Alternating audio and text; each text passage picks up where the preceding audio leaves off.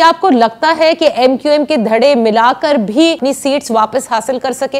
MQM को वाहिद party लाखों vote पड़ा करते थे, लाखों, और आज 1000 वोट पार करना मुश्किल। और एमक्यूएम को ये एहसास भी नहीं, उसका ख्याल था हुकूमत में बैठ के मसाइल हल होंगे। मुत्तहदा कौमी मूवमेंट के बहुत सारे यहाँ पर शायद जो उनके पुराने वोटर्स थे, जब पहले की जमात थी, वो इस एमक्यूएम को एमक्यूएम नहीं मानते। क्या आपको लगता है कि एमक्यूएम के धड़े मिलाकर भी वो सिचुएशन आप क्रिएट कर सकेंगे जहां एमक्यूएम इस शहर से या अर्बन सिंध से अपनी सीट्स वापस हासिल कर सके? कामरान साहब के बारे में तो मैं कुछ नहीं कहूंगा। एमक्यूएम को वाहिद पार्टी है, मेरा ख्याल है, आमिर ने और हमने बनते हुए देखा। एमक्यूएम हमारे सामने बनी, बाकी पार्टी हमसे पहले बन चुकी थी। पीपल्स पार्टी शायद थोड़ा बहुत हम बचपन में की बात होगी हमारी, लेकिन वो भी हमारे सामने नहीं बनी।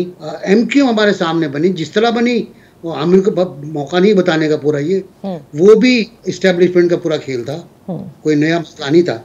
तो उसके बाद फिर वोट पड़े उनके, लाखों वोट पड़ा करते थे, लाखों, और आज 1000 वोट पार करना मुश्किल हो रहा है।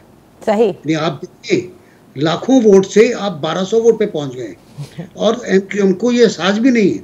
उसकी बुनियादी वजह यह है कि एमक्यूएम अपने मंशूर पर जो उसकी थी उस पर कायम नहीं रही, कंप्रोमाइज करती रही, हुकूमत में बैठना अपना फर्ज अव्वली समझती रही। उसका ख्याल था हुकूमत में बैठ के मसाइल हल होंगे। और मैं बिल्कुल इस बात से एग्री करता हूँ आमिर की कि पीपल्स पार्टी को इस शहर की ओनरशिप लेनी चाहिए थी। उन्होंने, बड़ा गैप है इस शहर के अंदर, बहुत बड़ा गैप है लीडरशिप का, और ये पूरा कर सकते हैं, लेकिन पता नहीं क्या वजह है पूरा नहीं करते। और एमक्यूएम के बारे में चलते चलते एक शेर में बना मुझे जहन में आ रहा है, हाथ पकड़ा ही नहीं उसने जाते हुए छोड़ दिया, फिर ये एहसास हुआ मैंने किसे छोड़ दिया।